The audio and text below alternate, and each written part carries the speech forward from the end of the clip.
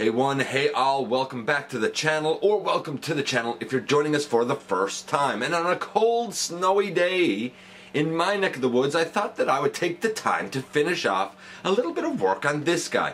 This is the Transformers Beast Wars Protoform X Rampage. Now, I got this guy in far less than stellar condition, and I've done an awful lot of custom work on him, and I'll explain why I got him and what custom work I did in the latest GotBot True review.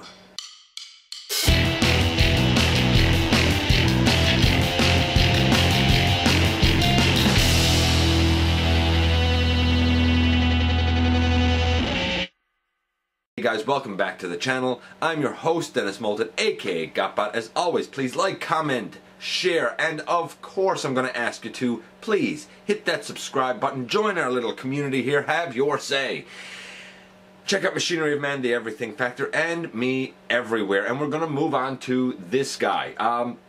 Now, a little while ago, very recently, I brought you a depth charge review that I managed to score for $4. He was incomplete, granted, but still pretty glorious, and in great shape for so many years later. Well,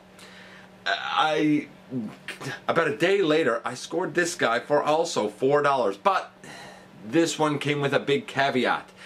He, of course, had no instructions or box or any of that. He was missing his two little crab antenna pieces. I guess that's what we'd call them. I don't know. He doesn't have his blaster, and worst of all, he was missing all of his crab legs. Now, he makes a glorious looking crab with enormous claws that I bet they taste great with butter. But I had to try and find a way to sort of handle this guy. So I've done some custom work and kind of managed to get some custom legs on him. You may notice that I have, I guess, pointed toes, claws. I'm not sure what you call the end of a crab's leg, but I have pointed ones here and over here, but not here or on the rear legs. And there's a reason for that, and I'll get into that in just a little bit. Obviously, I am keeping my eyes peeled to kind of get the official parts that I need, but for now I thought that this would be interesting. I've also added several paint apps to make this guy into quite the custom, and he does have a stature indeed. I love this look, I really do, and I was kind of shocked to get him. Normally in the aftermarket he goes for a pretty penny, and understandably so, because of his size, girth, engineering, and this glorious chrome. This chrome hasn't held up quite as well as depth charges. We'll see that a little bit later, but it's not bad considering the age of the figure. Anyway, that's enough of me kind of jibber-jabbering on about this guy. Let's head over to the table and take a closer look at him. And here we are, kind of up close and personal with this guy. As I said, snowy day. This is a perfect time to take a look at him. He looks pretty great. I mean, the chrome has held up generally well, not perfect. There are some scrapes and scratches on it, considering the age of the figure. Those claws are magnificent. They're enormous. In terms of these legs, as I said, they are completely custom. These have kind of rounded knobs at the end, as do these. That's because they're ball joints. Same on the other side. This one has a claw, I guess. Now, I don't even, in terms of a custom, I don't even think that this is going to be a kind of permanent custom fix. I may come up with something else. Of course, there's better things you could do if you are, you know, kind of really good with things like 3D printing or you know, shaping metal or some such thing. These are just made up of building block pieces. This type that has an opening up here for a ball joint, and this type that actually has a ball joint. Honestly, all I really have done is, and I'm going to try and show this kind of close here. All I really have done is something like this, where they're put together. And now we're back with this guy. So, in this mode, you know, it is what it is. The legs don't really support the weight that great because those front claws are enormous. Now, you may notice that I haven't looked at accessories or box or instructions because, like I said, I don't have any of that. So we can kind of go straight into this guy. I will say this. By rights, these legs are really kind of modeled after the actual legs that come on him. So they kind of have the same articulation, maybe not quite as good of a range, but you know, we have a ball joint down by the base and a ball joint up sort of at the knee. Same here. Back here we just have one piece of the leg. This can move up, this part can twist. So you have a fair range of motion in the crab legs. In terms of the claws, you have a ratchet joint here, you have a swivel here, you have another swivel for the kind of inner piece of the claw here, you have another ratchet joint here, another one here, and another one up here. The claws can move really any possible way you could want them to. Out to the side, up, I mean, well, maybe that's not ratcheted. Maybe that's a friction one there. This one here, that's ratcheted. This one here, that's ratcheted, you can hear it. And all the ones kind of going up this black arm section with the orange on it, they're all ratcheted. So his claws can do anything you want. This guy was also missing his front antenna here. So these are custom painted purple. They came from a spare Waspinator that I had. I looked at Waspinator in full in episode 195, but, and I'll show it from the actual one I have rather than the spare one that I used. All I did, and this was not easy, but all I did was pop these pieces off of his legs. Now, they're on with ball joints as well, so it is a bit of a bear to get them out. You could, you know, I suppose break them in the process. Maybe I was just lucky this one time, but I managed to get them out. Then I had to sand down the ball peg a little bit because it was slightly too large to fit in these sections here. But once I did that, I was able to just pop them in place, and then I just painted them over purple. And they work. They swivel in there just fine. Like I said, this guy is a little bit of official and a little bit of a custom. What's really interesting, by the way, is those building block pieces that I showed, that I used to make the legs, actually came from sets that I used to make Megatron, Sentinel Prime, and Bumblebee. So it's a little bit ironic to me that sets that were intended to build certain Transformers characters actually have ball pegs that are the same size as an actual Transformer from about 20 years or so ago, roughly.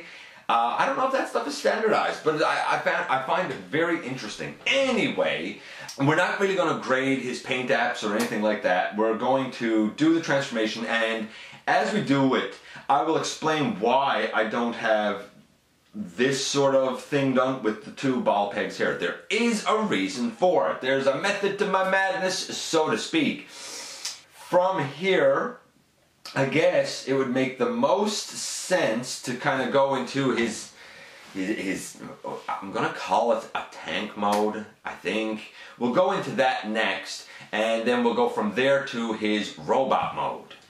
So I just readjusted things here a little bit. Naturally, this is going to be a bit of a stylized transformation because the legs cannot quite fold up the way that they're supposed to officially. Obviously, the ones that come on him are thinner. By the way, not only did I use building blocks, but after I had it done, to sort of streamline things a bit, I wrapped the blocks with, you can use paper or tissue or foil or anything just to kind of fill in some sections.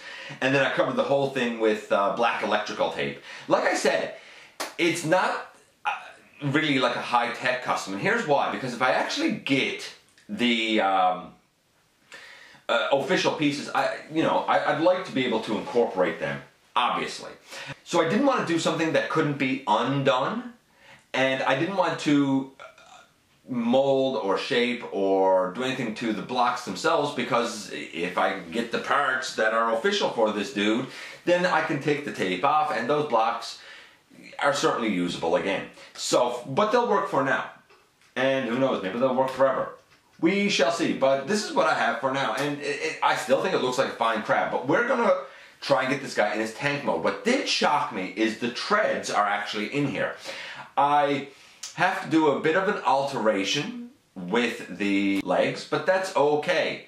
As a matter of fact, I'm going to sort of show you now why we have this ball joint left and this one left, because I suppose you could call it parts forming. You don't have to do it, but these two front legs are attached to his forearms. They're very obtrusive. Even with the official legs, they're very obtrusive, sticking off in a fashion that I feel like sort of hinders articulation somewhat. They're just a nuisance. In the animation, they went up on his shoulders, out of the way. It would have been nice to somehow accomplish that here, but I don't think you can with the official legs. And hey, if you can, somebody knows, let me know. So I did this, and here's what I end up doing. I'm not going to leave them on his arms. I will begin by popping that one off and popping that one off. And now you can see this armature here. It has two ball joints on it and a wheel. That is his forearm. I put these two legs together because we still have a slot here and a ball joint here. So I put those together like that, and for now I attach the whole thing, if I can do it, back there. Do I have that on correctly? I think I got that on correctly. Yeah, I do. And I just leave it up behind him for now. And I do the same thing over here. The long story short, if you have the official legs, is that they kind of just all sort of ball up into a triangle sort of shape in here. Next, and this is pretty standard what I'm about to do here now, we turn this section and bring it down. Continue turning it here, and we bring it down like that. Now normally you would take this little hind leg and you would fold it kind of in so it's at an angle like this. I'm not doing that because I have everything else attached to it. And the legs that are here, you would fold one up around and fold another one in, and it is what it is. But we're going to leave this for now. These arms are up all the way, I think. Yes. Now here's the other thing that I think is worth noting. We have 3 wheels here. They don't always like to line up. You really have to make sure that you have the arm in here, folded up and pegged in, and then pushed up all the way underneath the crab body, I guess we'll call it. And then those 3 should line up pretty well. We do the same thing over here, where we bring this piece down, we turn that around,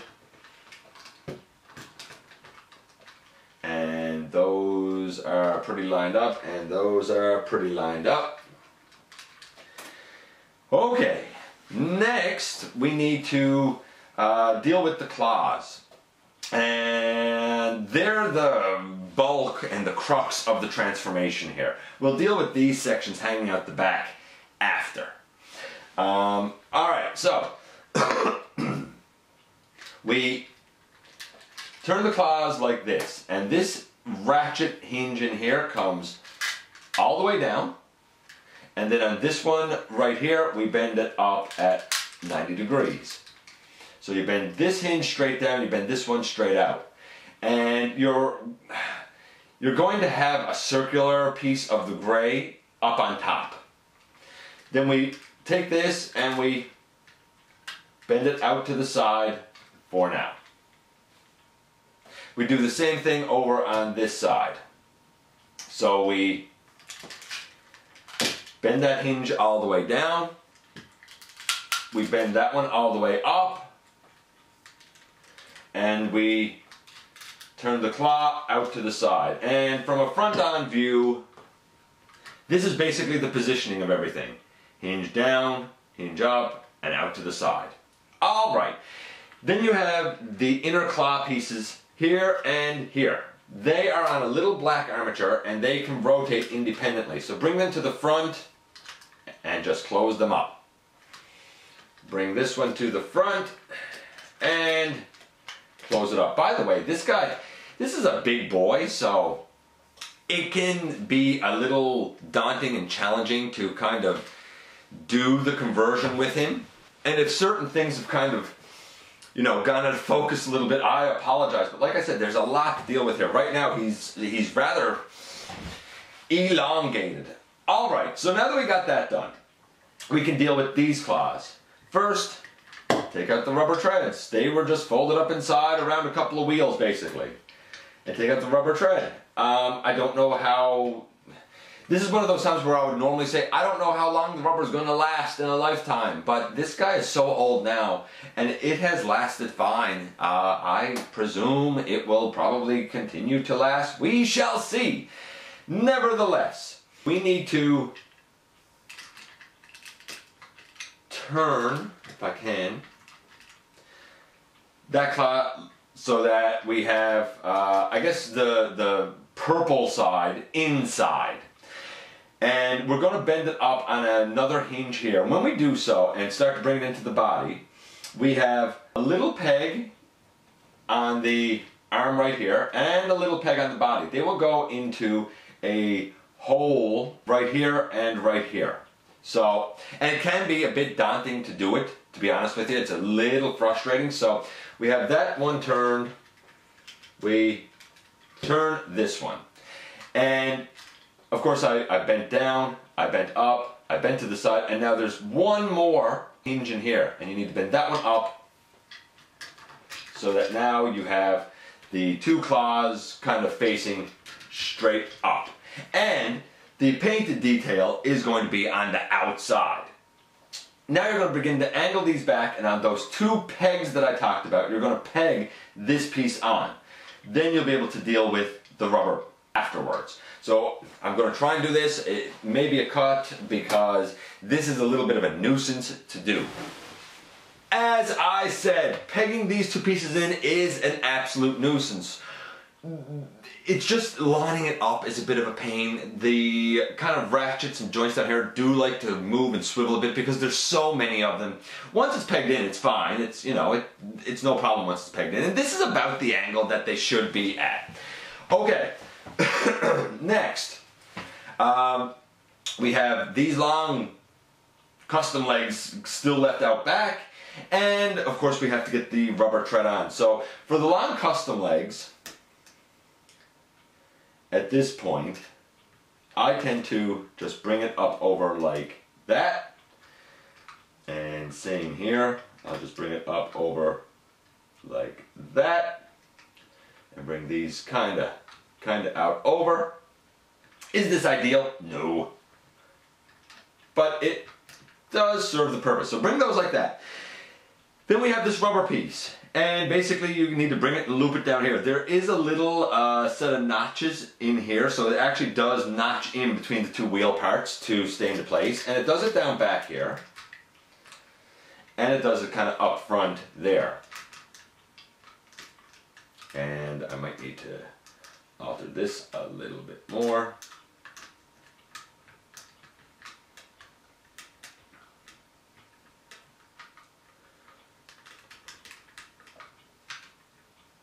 Like that. And do the same thing over here.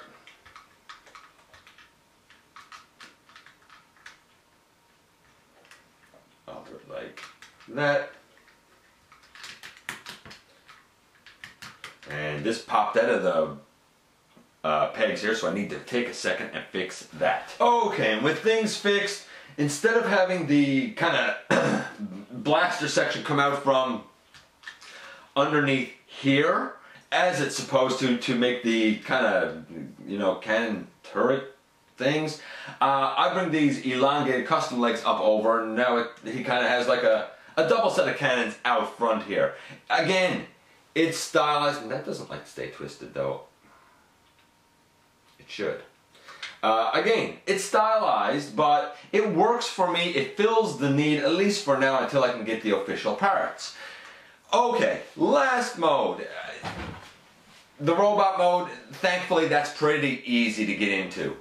So, we take the rubber pieces off from there and there. We bring these custom leg pieces up. We straighten this out and we bring the claw back down, rotate it, and really you just sort of feed the rubber tread into the claw.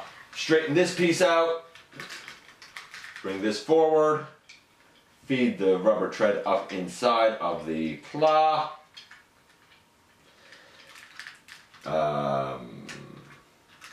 Bring that forward and rotate it so that now we have the two claws back out front again.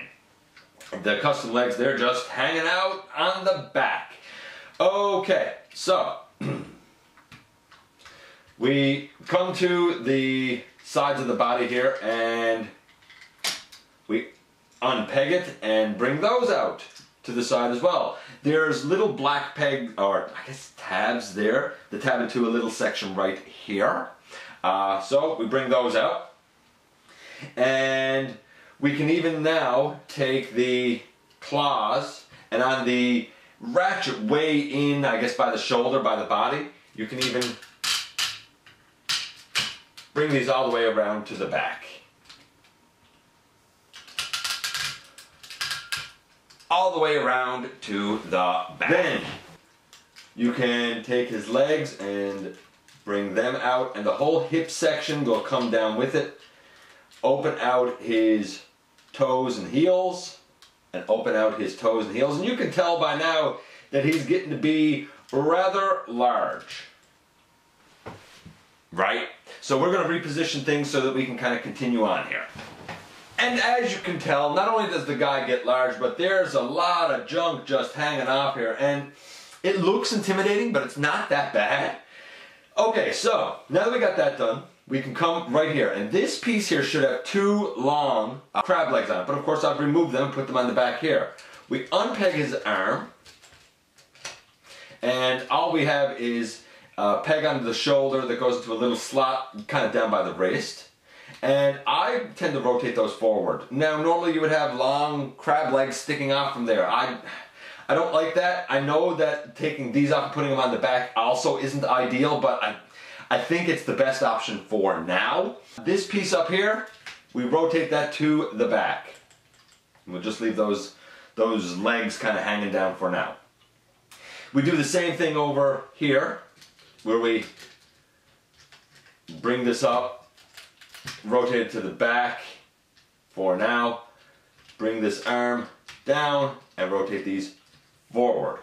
At least now the arms and shoulders are a little bit more posable, and it's not that they're more posable, it's just the posability there is a little freer to handle. Okay, all we really have left is the kind of core of the body, and it flips forward. The head slides through there's not a lot of clearance, so that's a little bit of a unfortunate nuisance. You also need to kind of bring the shoulders forward here so that the whole piece will want to swing.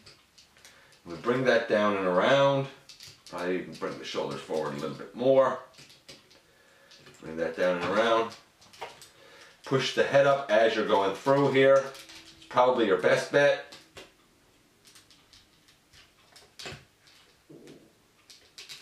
Bring that down.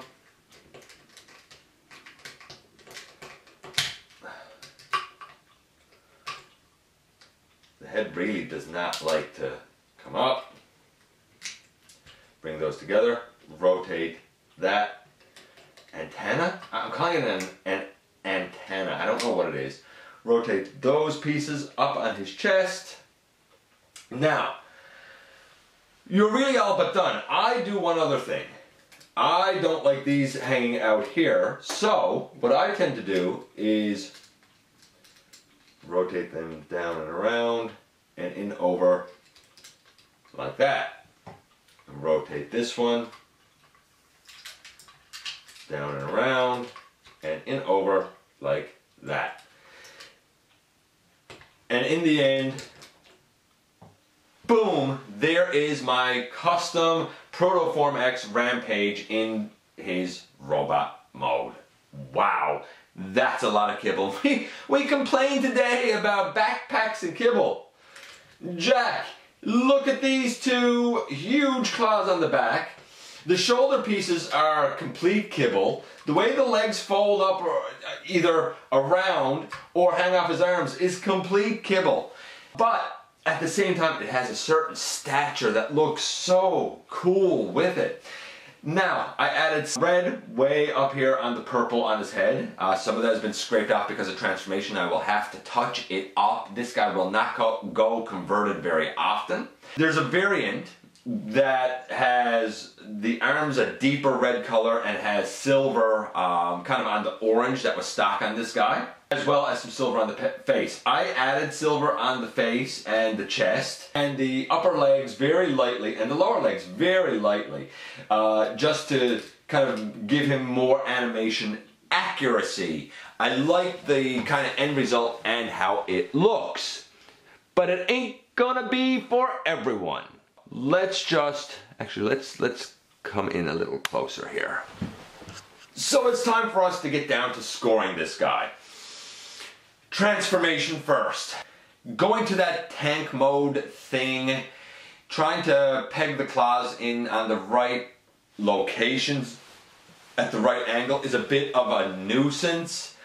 There's a lot of junk and kibble hanging off of the guy, but now my understanding is that this was actually designed, released under the Kenner banner. They kind of took a crack at this, and of course eventually got absorbed by Hasbro. So this design team was a different time and taking a different take, and what I do respect is the fact that we had different beast modes, but a lot of engineering developments and changes with ratchets and whatnot. This was actually a huge step forward in terms of posability and articulation, which we'll get to shortly. Since it was a first kind of kick at the cat beyond G1 with its many limits, though we all know and love it, there's a lot here to actually be respected. Nevertheless, it's not an elegant transformation. It's not super bad or anything like that, but it's not the most elegant at parts. The way the body kind of compresses together is great, but those claws and the many joints that are there, while it's great for posability, it does affect transformation to the tank mode. Going from this to the crab mode, easy. Going from the crab mode to this, easy. Overall, I'm going to say the transformation is about an 8.5. I mean, you don't really need to use the tank mode if you don't want to. And if you do, well, just know that sometimes, and not all the time, it can be a nuisance to peg those sections on the way that they should be. Still, it's pretty good, especially for a first attempt at engineering changes after G1. So 8.5 for transformation. Paint apps. Fresh out of package, I guess, or in my case, out of the bag that he came in. I mean, the way that the orange fades into the red is beautiful. It looks gorgeous. The chrome is so shiny and nice. I'm not a huge chrome fan, but I can't deny it, all these years later, how well generally the chrome has held up on this specimen, considering this is not a collector version. You know, it's not something that was kept just for display on the shelf. It was definitely played with. Still, overall, I would say that the paint out of package was probably about an 8. It looked great. With the alterations that I've made to it, it's probably about a 9.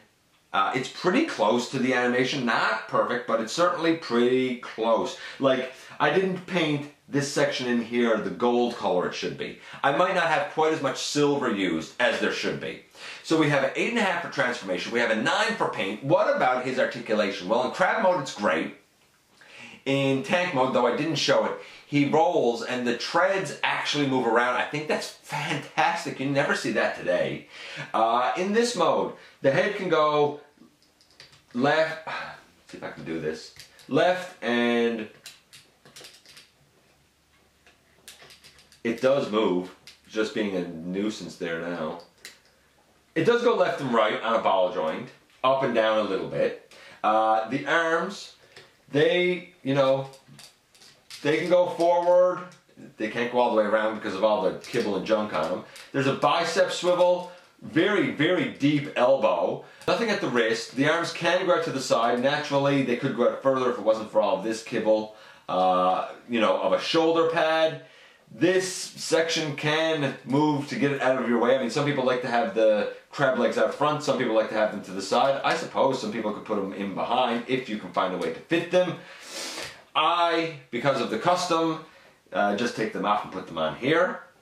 The legs, they can go, well, they're on one piece, but they can go forward and, see if I can do this a little easier.